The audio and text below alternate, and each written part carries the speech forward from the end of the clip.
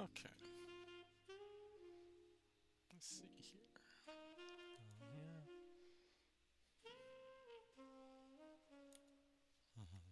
Here. Hello. Good evening, Bates grad. We will begin shortly. Good evening, Jeremy.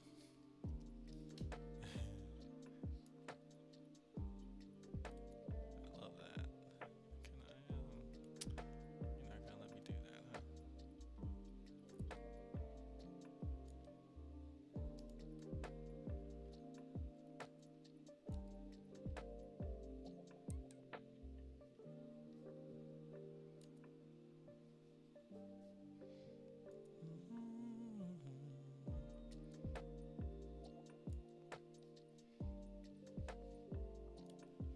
We will begin shortly.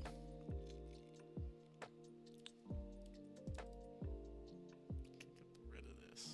Hearts.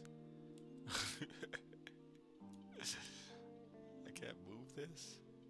No.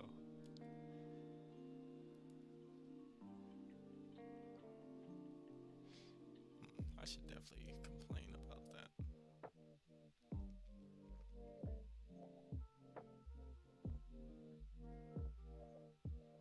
We will begin shortly, but just trying to pin this comment. Ooh, the paintings, yeah.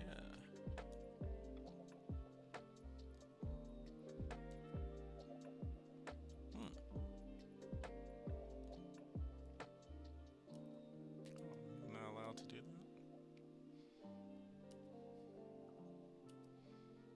Live chat. That was weird. Okay, I'll be right back and then we'll get started. Just a minute or two. And then you can check out the paintings. Right back.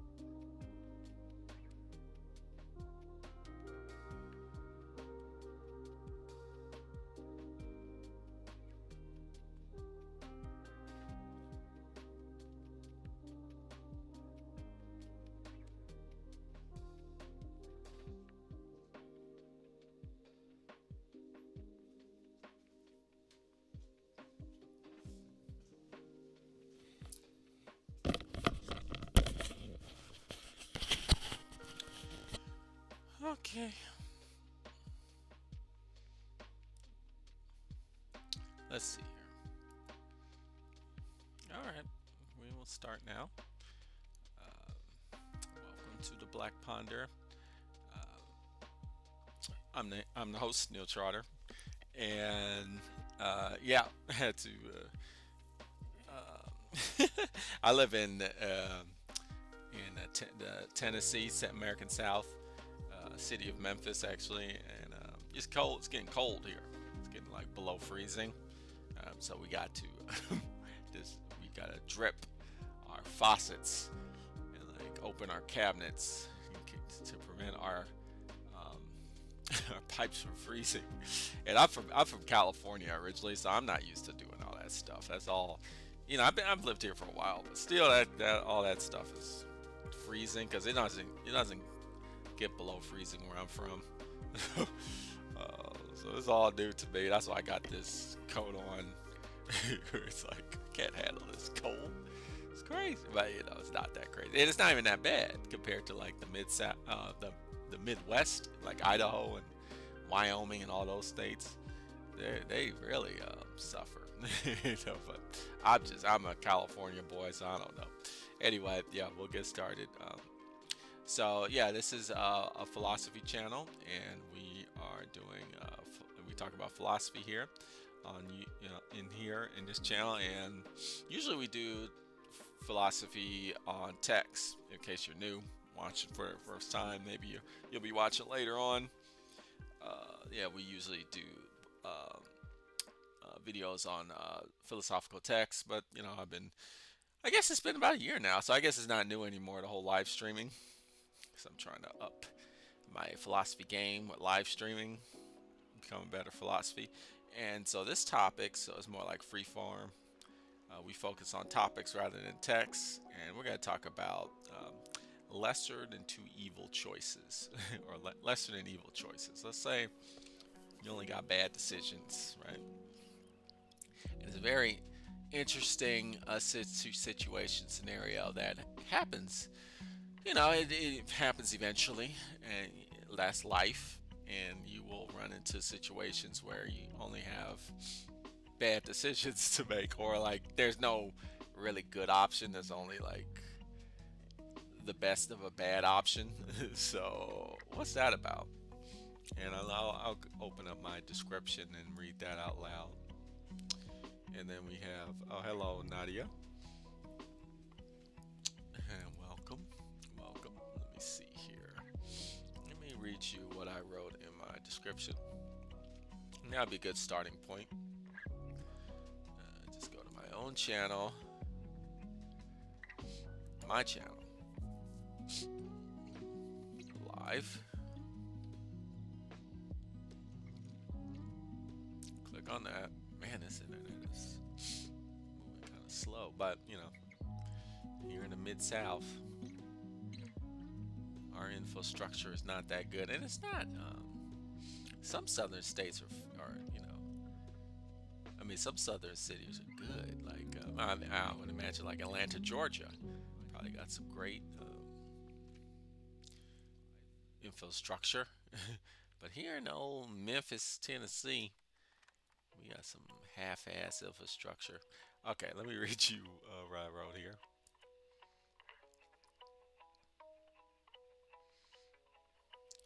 Okay, so I say, yeah, we don't live in a perfect world. Okay, that's the thing. This isn't the Garden of Eden. It's not a utopia. And then hello, Darren Windroff. Windroff, do we just interact through the chat? Yeah. Oh yeah, I forgot to mention that. Like, yeah, just it's like a hangout, more like we don't really do lectures here. I'm not trying to talk at you. I'm trying to talk with you. So you consider it like you're hanging out, and it's a conversation, and you could interject whenever you want. It's free form, and you can even like go off topic. That's fine with me. I don't care. Usually, I turn it back to the topic, but that's cool. And then you ask, is the question you're talking about today how to take the best action when there is no good choice? Uh-oh, gotta sneeze.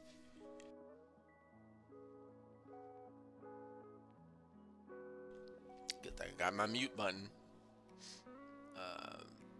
Yeah, that's part of the question. What's the topic again? Lesser of evil choices. When there are only bad options, what do you do? How to how to take the best action? Yeah, or just like, what do you do in those situations? Or like, how do those situations arise? Like, what can we do about them? I'll read what I wrote. Like, and many times in our lives, we are only confronted with bad options. In certain situations, there is no good choice. There is only the best choice or the better choice. In these situations, what is the best action to take? Is it better to not choose at all? That's something that everybody, lots of people do. They're like, yeah, I'm just not making this decision. I'm not doing it. Maybe that's best. But what are the consequences of not choosing? Are there consequences of not choosing?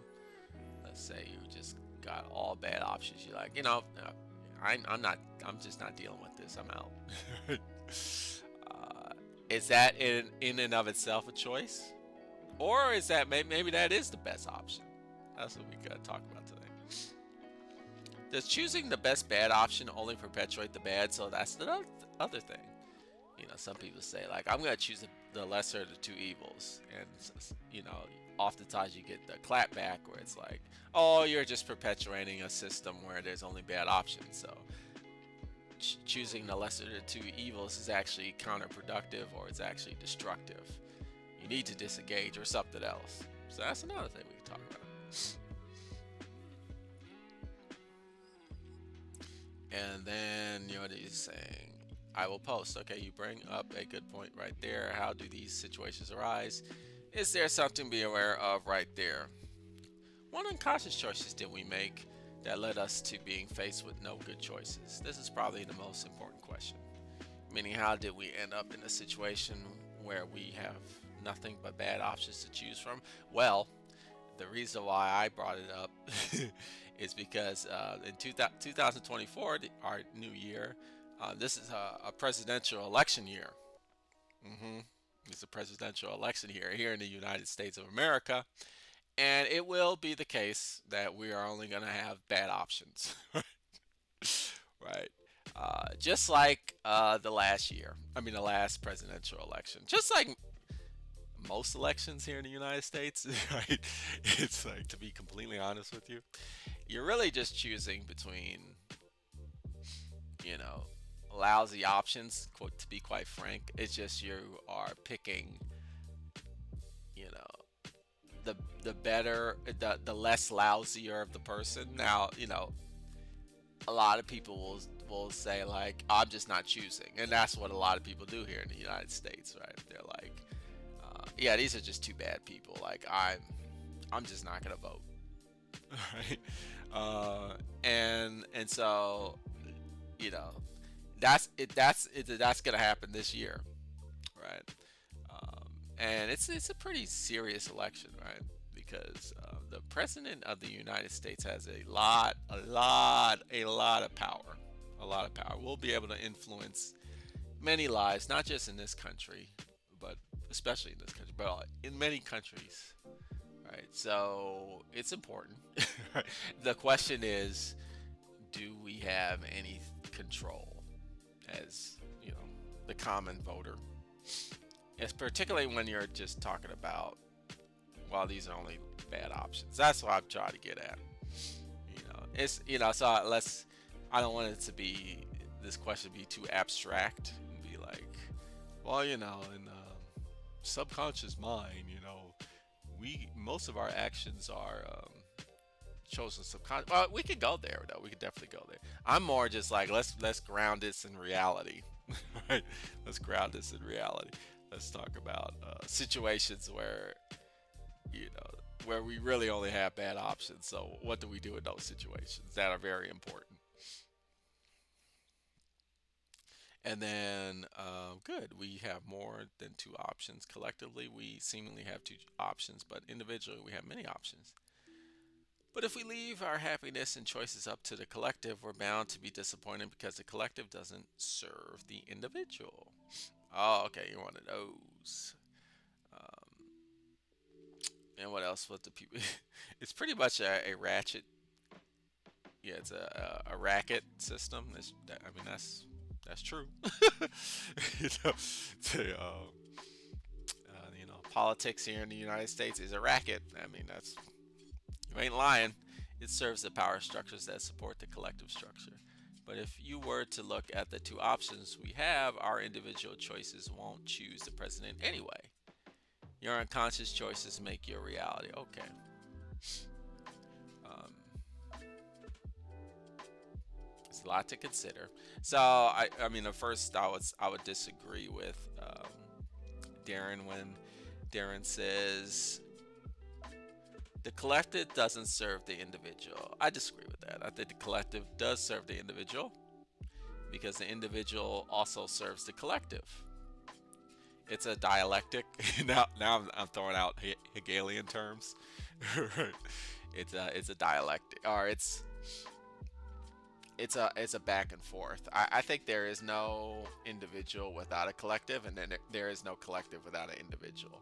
The two don't exist without each other, and so the two are dependent on each other. And that's kind of a theme in the Black Ponder, and we could go into that further. I could explain how the collective doesn't serve the individual. Okay, feel free. But what you just said is circular reasoning. hmm Uh, I don't know about that. Is it circular reasoning? I don't think so. I think it's I guess on the surface level it is circular reasoning. Um, but I mean, just on a basic level, just logically, um, what is a collective? Like, what is a collective? A collective is a group. It is a group of individuals, right? Just what do you think of? Like a collective is not separate from an individual because what makes a collective? Individuals make a collective, right? So, uh, like a collective is not detached from individuals. Individual actions are what um, a collective is. Is it not? I don't know. I live within the collective society, but I make my own choices. Right, but your own choices do impact the collective, right? Or no, you don't think so? You don't think your individual choices do not influence the collective? I think they do, right? Or they don't? The individual could exist. The meaning the individual could exist outside of the collective. I do. Do you though? I don't think you do, right? Uh, you don't exist by yourself, right? You exist in a society, right? Do you not?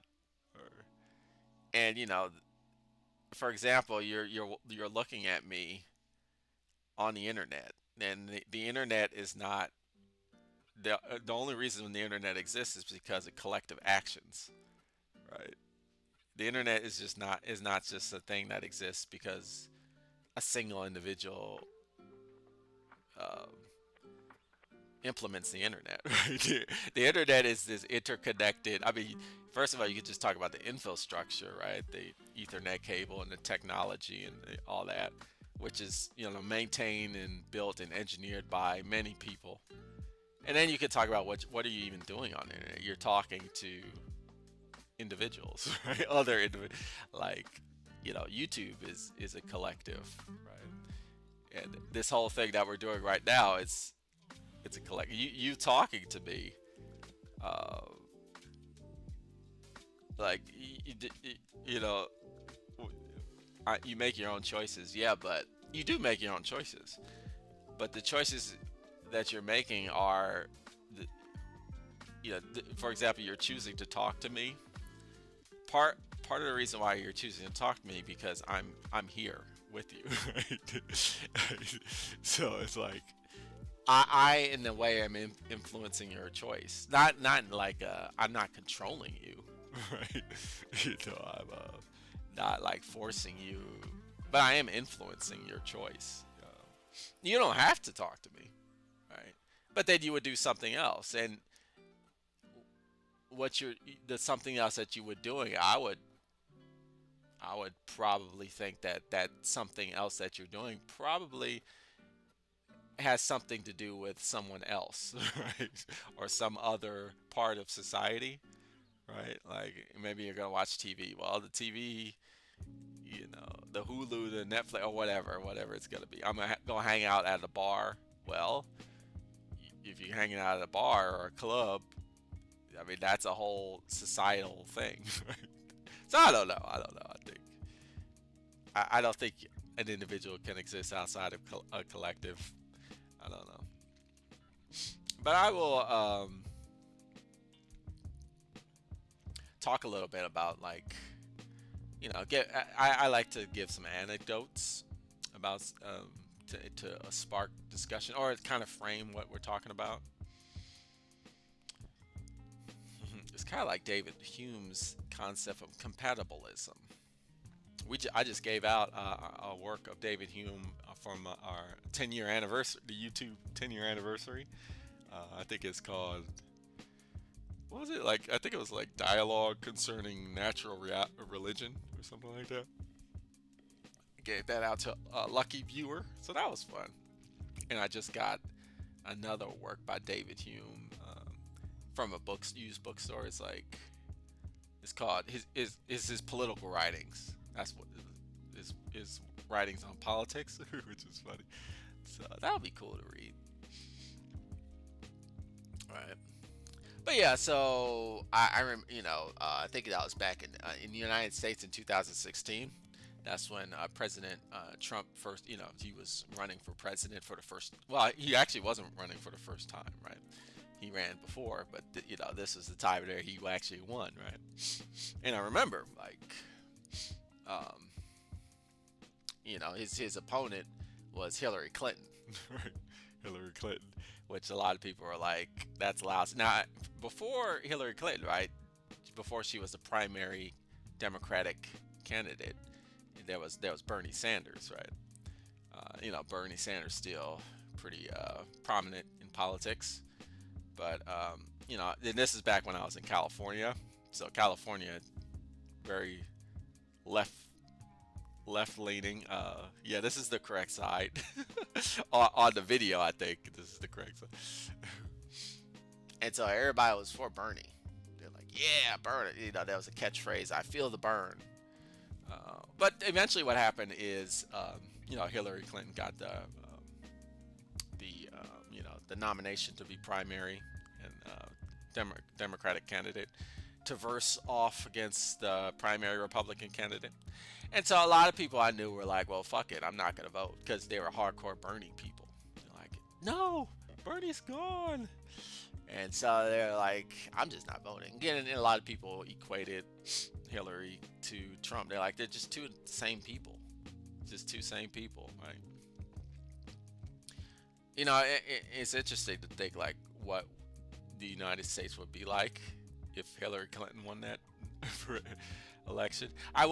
One thing is for certain: if Hillary Clinton won the presidential election, uh, a Roe v. Wade would not have been overturned, right? Because here in the United States, in case maybe you're outside the United States, the president can nominate Supreme Court justices. There's no, there's kind of like there's like a vetting system, but Congress could do limited things to like prevent or kind of like slow down the the assignment of Supreme Court justices, but for the most part, the president is able to just put people that they want in as the Supreme Court judges. And Trump put in a lot of his special picks, and that's why now we have a high, very a conservative supermajority of Supreme Court, which has made a huge difference or a profound influence. One of the things that it's have the influences that it made is that, in many states in the United States of America now, abortion is illegal. It's illegal, and it's it's a serious consequences. It's like up there with murder now. So like, if you're caught doing that, like where I'm from, where I'm living right now, Tennessee, um, like it's a serious crime. So abortions are illegal now. What kind of influence has that had in the United States of America? It's had a huge influence, right? In terms of like, um, not only like what women can do now, or like the decisions they have to make, but also now there's a lot of women who are having children who can't afford to have children. So now there's these situations, and I know this because I volunteer for Planned Parenthood, which is a health clinic in the United States of America. Planned Parenthood has like health clinics around the United States. It's like family planning, and one of the services they offer is abortion. In the states that are legal, they used to offer it everywhere, but now they can't do that here in the state I live in. And so, I'm volunteering, and people still don't know. People will come up to Planned Parenthood. It's like, yeah, I'm interested in getting an abortion. As a volunteer, I have to tell them like we don't offer abortions anymore. It's like, and they're surprised, which is, that's how much people pay attention to politics, right? Like, what? I don't understand. I don't like, yeah, no, like it was the Supreme Court turned over that right, so now you can't, it's a felony if you get an abortion, right? Now, I think that's a great example because it's like if we voted for Hillary Clinton, abortions in the United States would be illegal. I mean, would be legal in now it's like federally like not backed up. So certain states you can still have an abortion, like California you can still have an abortion, but many states you can't, right? And that really has a huge impact on women's health care and uh, like child poverty, I mean, even. And of course, you can clap back and talk about how there's the belief that abortion is murder and it should be restricted. But the majority of people who even live in Tennessee,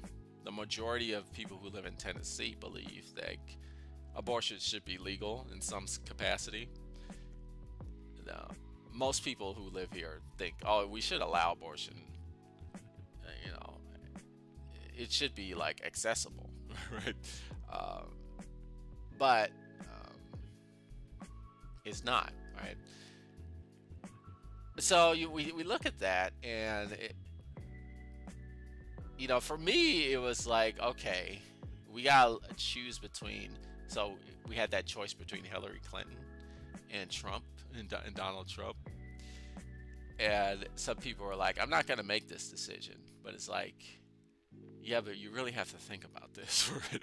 Like, sure, this person, Hillary Clinton is not the most perfect. I mean, she's a neoliberal, like, deep in corporate pockets. Sure, she's part of the American empire, but it's worse under. It would be worse under Trump, and it was. Now, people can we can go back and forth about, well, was it worse? Well, is it? And but I gave you a concrete example, right? That abortion would be legal in all 50 states of the United States if Hillary Clinton was president, and that has a huge impact. Like that influenced a lot of people's lives in a very negative way. I can attest to that because I meet people who they don't have that option, and now you know they're in poverty because they have to financially support. And the United States of America doesn't have proper child care services. United States of America just doesn't fund that. There's no funding in that. So, so I mean that's the irony, right? Or the travesty, I would say. Like people who say like abortion is murder and we should like let the children, live, but they don't really have solutions for the children that are already alive, right?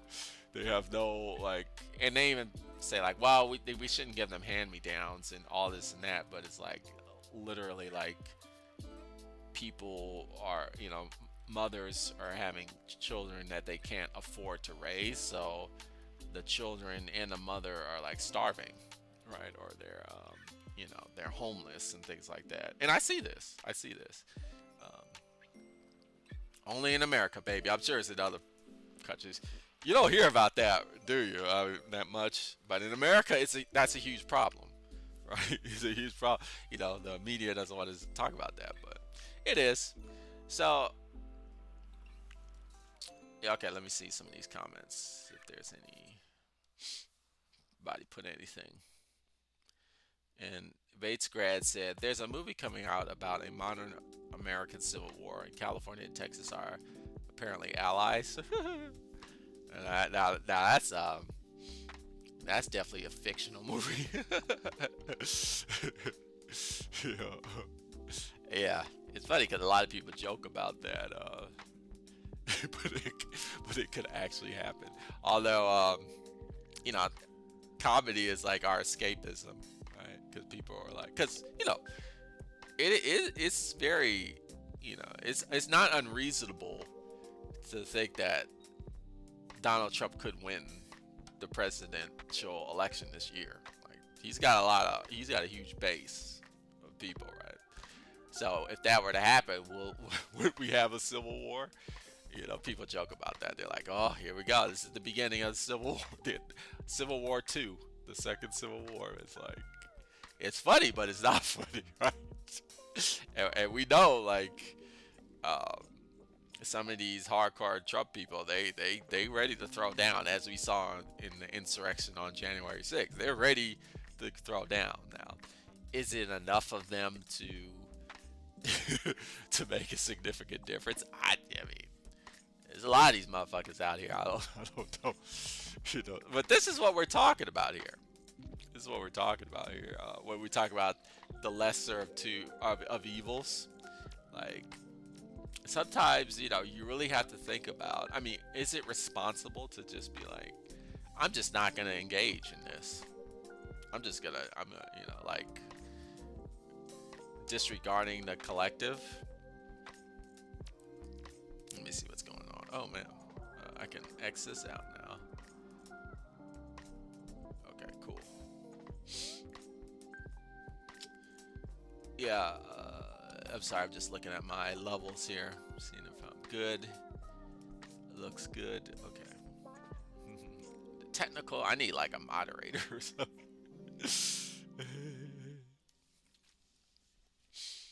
Okay, and then Bates Grad says, then you have that DeSantis guy in his war on wokeness. Yeah, right. Um, yeah. What's his first name? I forgot. I forgot.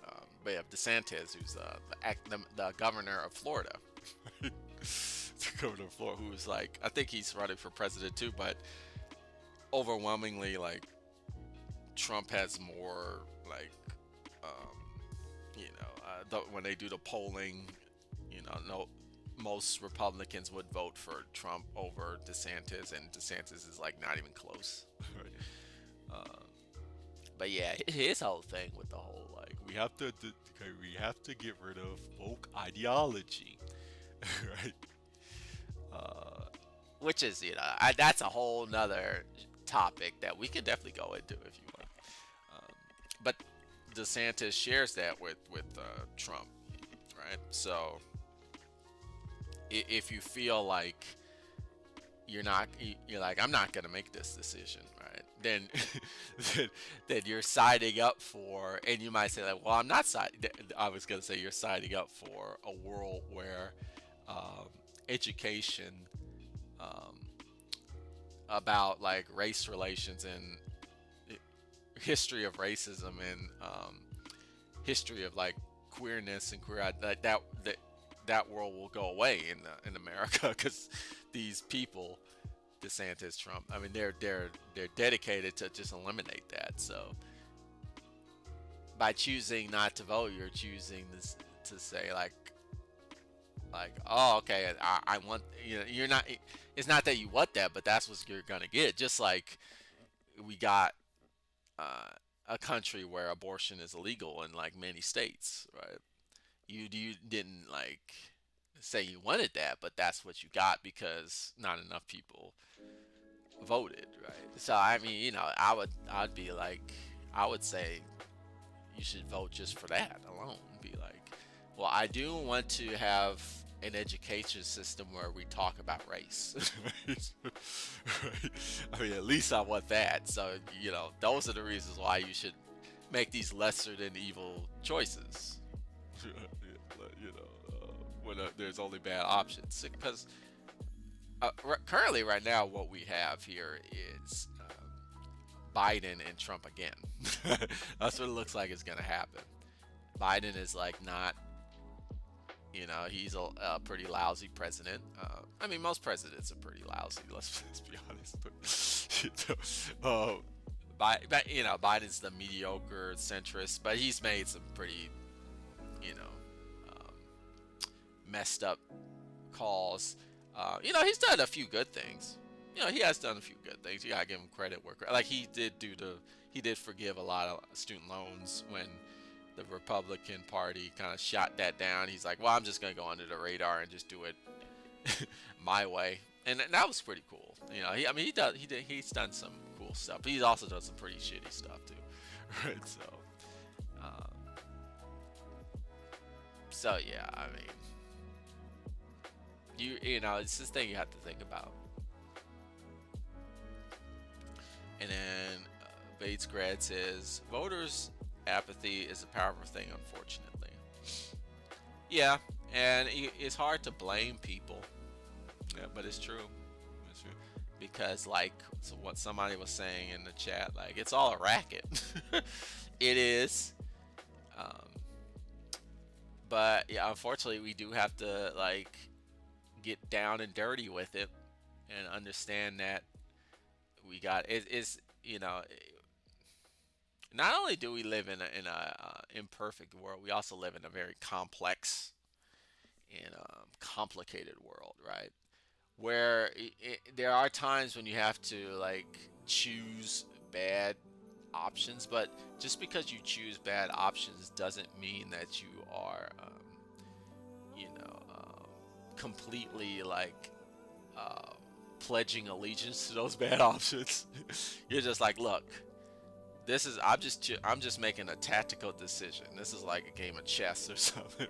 That's how you gotta see it, right? You gotta see it like that. Like, I'm just making the most tactical thing for me. Like, I could care less of, am I like a diehard Biden fan? Like, no, but I know the best.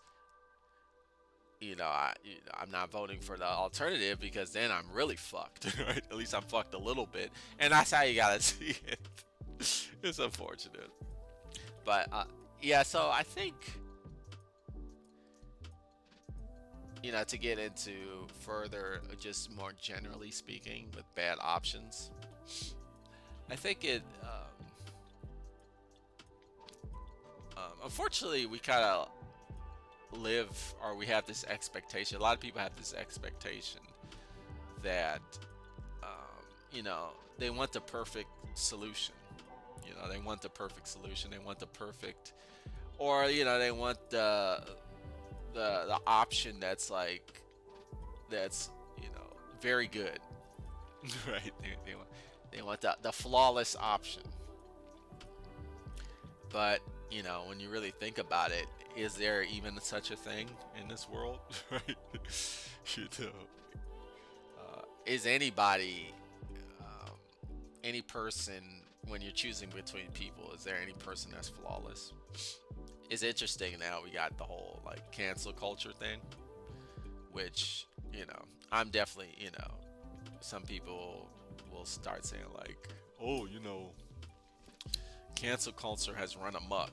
I don't know about that. I think like a lot of people should be canceled, to be quite honest with you.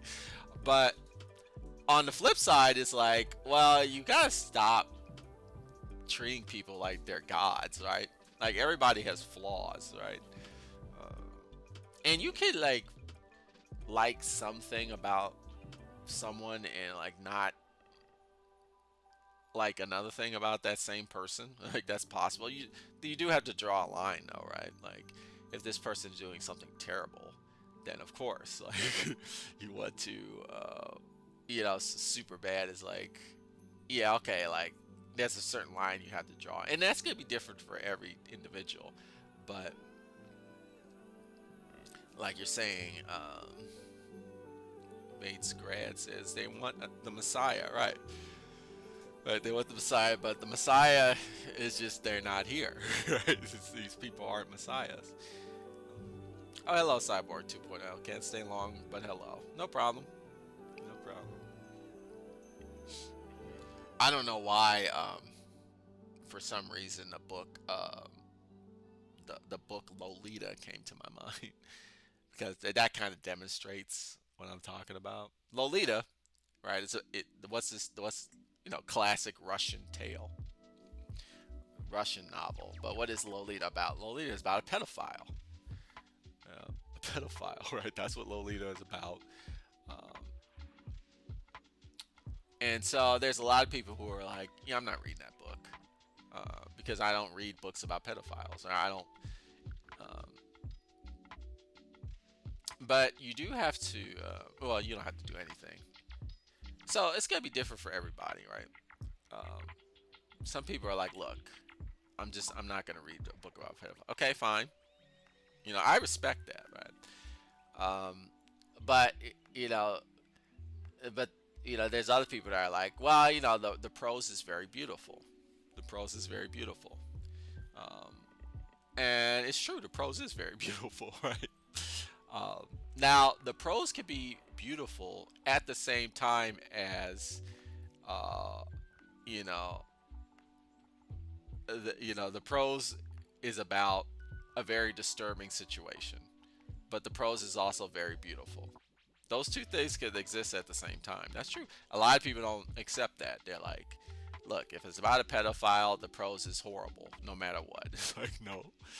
So, it's okay to like. You could say like, I don't care if the prose is good or not. I'm not reading about a pedophile. Okay, that's cool. But to just say like, oh, that's a horrible book, like, well, no, it's not a horrible book. It's just you don't want to read it because it's about a pedophile, which is okay. That's cool, but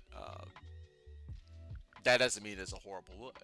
That doesn't mean it's a horrible book. It could be a good book about a pedophile, which is like, uh, so these are the distinctions that we want to make, right? You can run the gambit on that. Yeah, you could. I could start throwing many examples like that, but I guess I want to stick to the topic of living in a world where I feel like, when is it a time when when you do have good decisions, right? Right. I struggle to think because oftentimes when you live in this life, there it's only like bad options, right? And I guess maybe that's why apathy is so prevalent. So prevalent, right? Apathy is so prevalent because people just don't want to accept that in this world often you only have bad decisions that you can make, right?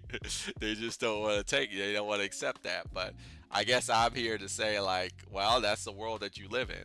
So I would say instead of being apathetic about it, you come to terms with it, and maybe try and make the world a little better. Maybe try to bring, instead of being apathetic about it, you're like, you know what, let's push and make this better. So, Bates Grad says the point of the book, I think, is that it shows just how manipulative and charismatic these disturbed people are, like a lot of real serial killers. Okay, yeah, I haven't read the book yet. I want to read it someday. I definitely want to read it, but I have friends who are like feminist, women who are like, I love this book. And they don't even, they just say like, I love it because the prose is just so pretty. I'm like, what about the theme? It's like they're like, the theme is irrelevant. It's just that the writing is so beautiful. That's what they tell me. So I'm like, okay. Now I'm a big theme guy.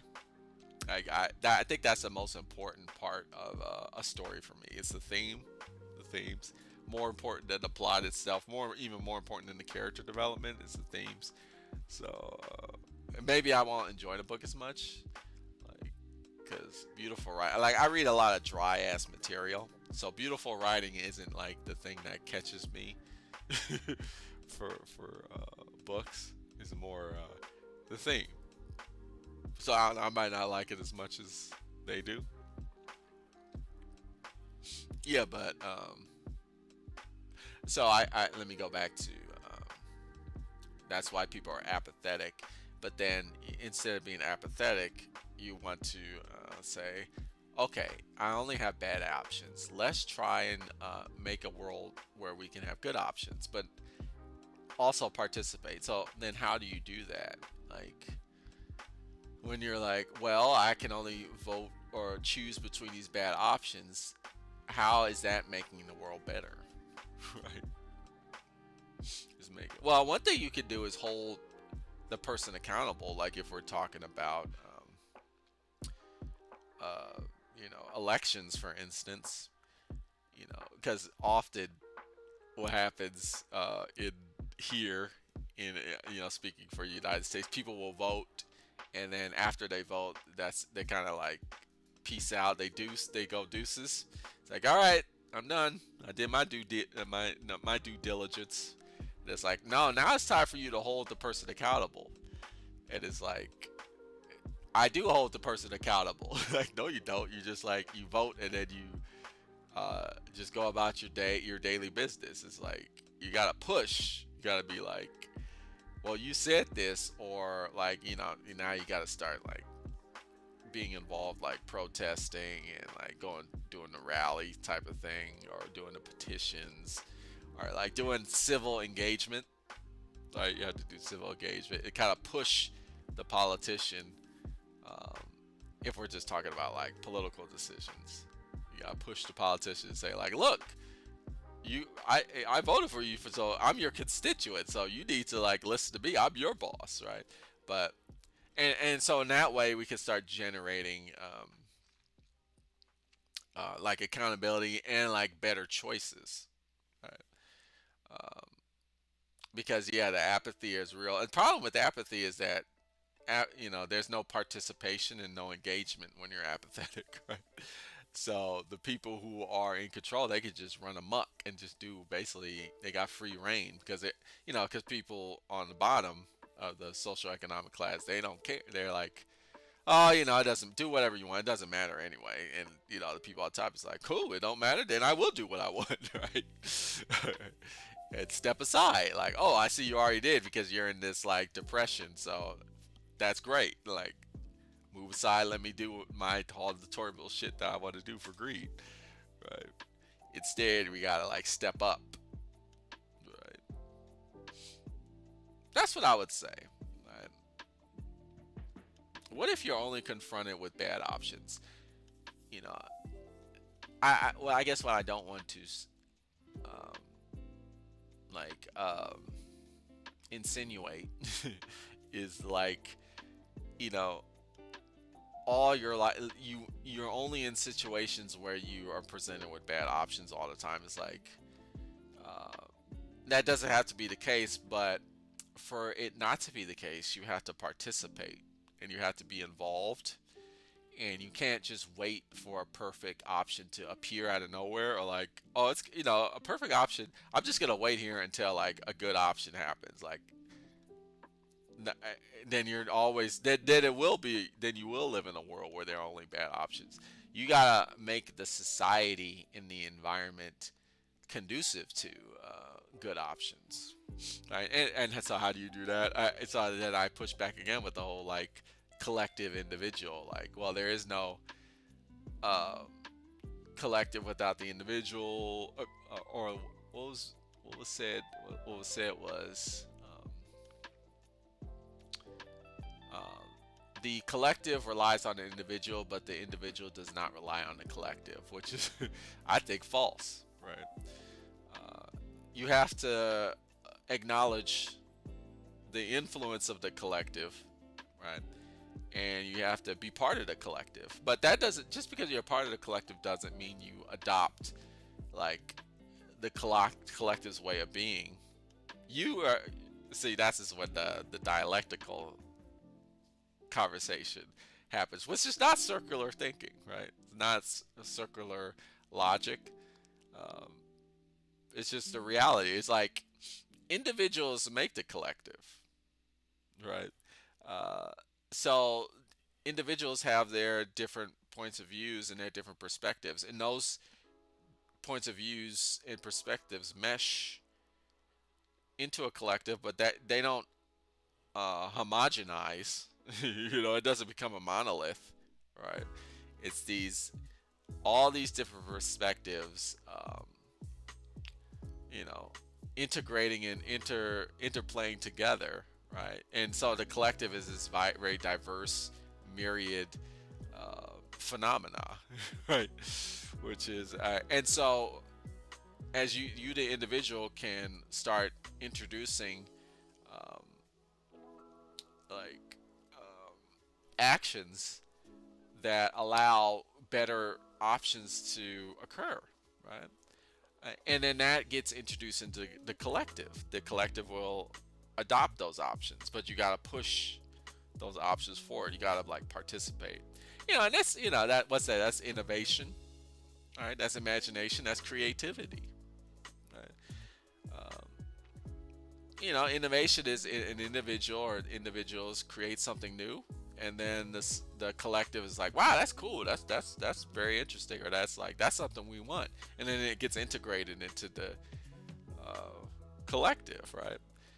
And so that's how the individual influences the collective, and then and I would say that's how the individual becomes the collective through the integration of the individual's actions, right? And then Cyborg says, thought I could stay for longer, but I actually gotta go. Okay. Definitely an interesting topic though, and I'll rewatch this if I get a chance. Yeah, no problem. I started late, unfortunately, because I had this project that I was doing. It's like, yeah, I just couldn't just come home in time. So usually I start like an hour earlier, but not this time. Had to push it back an hour. So completely understand. Completely understand. But yeah, I guess that's what I wanted to come on here and talk about. I think it's um, sometimes you do. I'm not saying you don't disengage. Period. Point blank. Sometimes you do have to just be like, yeah, no, I'm not. I'm not dealing with this. I'm not dealing with this. Is just too. It's too morally inept or whatever. Like there are situations where you do have to just. Oh, I'm sorry. Excuse me. You have to just jet out, right? But there are many. But that's not something you should always do in every circumstance when there's only bad options. It really does depend. And often people do jet out when they should be like, being a bit more. I would use the words like a bit more responsible, uh, a bit more, even I would say accountable for their collective, the society that they live in. It's like, look, I do live in this society. I take responsibility for the society. Some people, and then the argument would be like, well, that society has nothing to do with you, and I would push back and say like, well, it does have something to do with you, right? Right. And by disengaging, in a way, it's kind of irresponsible. Sometimes when you disengage, in some situations though, when you disengage, is an engagement in and of itself. Um, and so that kind of disengagement is only an engagement when you can take into consideration the collective, uh, in relation to you as an individual, right? So sometimes you do have to just be like, yeah, I'm not doing it. It reminds me of I never forget. I forgot the name of the movie, but it was an old movie. It had Michael J. Fox, Back to the Future guy, and it kind of surprised me because I only see him in comedies, uh, but he was in this war movie, and I was like, that's weird. And it was a very serious role. He was like a Vietnam soldier, and Sean Penn was in it, and John Leguizamo was in it, and it was a serious situation. They were like, they had it was they were in the battle scene, and they had a prisoner, like a woman, like a Vietnamese woman, and they had her captive, and they're like, they're the unit was like, we're gonna rape this woman, and Michael J. Fox is like, no, I'm not doing that. I'm out. I'm just not even gonna participate. And, they were trying to peer pressure him to do it, and he's like, I'm not doing that. I'm not doing that shit. Uh, so he was like, there was only bad options. But at that time, his option was like, I'm just not fucking doing it, right? And it was very dramatic. And I was like, damn, Michael J. Fox got dimension. He got acting chops, you know. Uh, I forgot what that movie was called, but sometimes you do have to do that. I'm not saying like, it's like, well, I guess I need to do this, even though it's like, no. Sometimes you do have to cut. Like Michael J. He was like, I'm not doing that. I'm not doing it. And he suffered a lot of consequences in the movie. I don't know. Just Google Michael J. Fox Vietnam. He probably come up with the movie. Uh, uh, but yeah, he did. There was some consequences for him, not because he got a lot of peer pressure from doing that, and the unit, the soldiers got to stick together, and but he was like, I'm not being in alignment with this. So, and so that's the other thing I want to mention is like, just because you jet out that doesn't necessarily mean you're evading consequences, right? Sometimes there are consequences for like, I'm not participating in this period. Um, it just depends on the situation, right? And then Bates Grad says, I'd say people should be more courageous and take a leap of faith every now and then. Yeah, I think people, when you say leap of faith, yeah, I think people should have more faith in humanity, which is hard because human beings, time in and um, time and time again, kind of, um, you know, disprove their ability to be not not you know, just horrid, just horrid, and you're like, damn, it's like human beings suck, but no, human beings are good, but you gotta have faith in human beings. I've learned that throughout I went through my phase of human beings suck, and like many people, it's like, probably the universe would be better if the human beings didn't exist.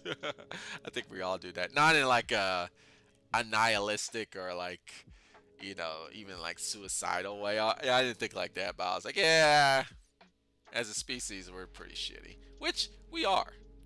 Human beings are pretty shitty, but at the same time, this is where the dialectic comes in again, not the circular reasoning, but dialect. At the same time, we are amazing. We're an amazing species. We're an amazing species, but we're also very shitty. Those two things can be true at the same time. you know. So yeah, that's the thing. Um, I was. Let me just. Okay, I'm about to end the stream. Um, but yeah, I guess the conclusion would be, um, you know, it is. I think sometimes it is best to choose the lesser of the two evils because you got. Sometimes you just got to get down and dirty with it, right? You have to get down. You gotta acknowledge that you are part of a collective, if we want to use the word that was brought up. And by you just like saying, "Nah, I'm not part of this," but you are, right? Now, it does depend. Sometimes you do have to be like, "I'm out," but there is no like, I'm either, um, if the whole situation of I'm always choosing the lesser of the two evils all the time, like that's incorrect. But also, what's incorrect is, um, I'm only gonna make a choice if the choice is perfect, right? Because then you're never gonna make a choice, right?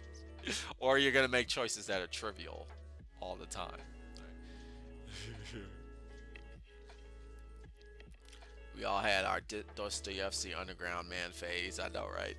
That's another. I have that book too. It's on the shelf. That's another book I want to cover on the channel. There's so many books that I want to cover on the channel.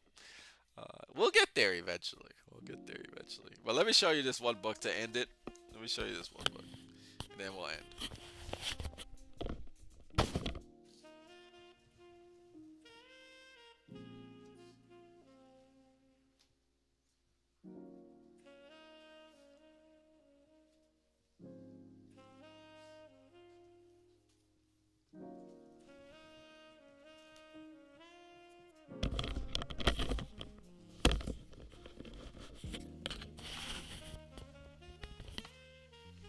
Please do.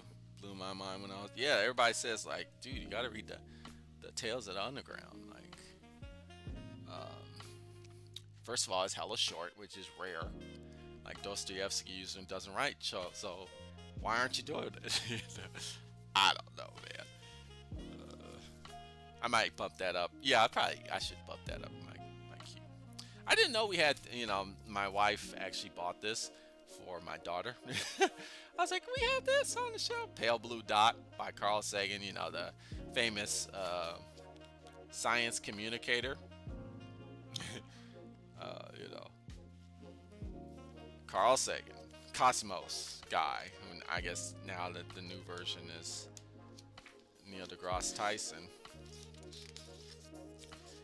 I just saw it on the show. I was like, wait, we got this book? I didn't know we had this. But you know the story. You know the situation of the pale blue dot. I'll show you.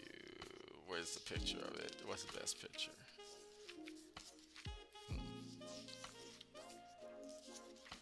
Okay, they're not. This is the best one we got, huh? Okay. I wonder if it'll even show up. And then Games and Chips says, "Love you, man. First time seeing you." Okay, cool. What's up? Games and Chips. Oh, I got so much glare. Let me see if I can. See, I got this ring light because I'm trying to be a true YouTuber. Turn that off for a minute. Dark. Can you see it now? Okay. So, this is a picture taken by a probe that was made, I think, in the 70s. A satellite probe that was sent to outer space to take pictures of the planets, the outer planets, and then after they took the pictures of the outer planets, they're like, all right, just let's just send it to outer space. Just let's just keep it going, right? And we'll monitor like interstellar space. Right. So it went really far away, and this picture was taken in Valentine's Day, 1990. It was like 15, I think it was 15 billion miles away from the sun at this point. And Carl Sagan, who was like one of the directors at NASA, was like, "Hey, could you turn it around and like take a picture of planet Earth?" So they turned the probe around and they took a picture of planet Earth, and it's here. That's planet, that little dot. Uh, that's the picture of planet Earth, 15 billion miles away. Right.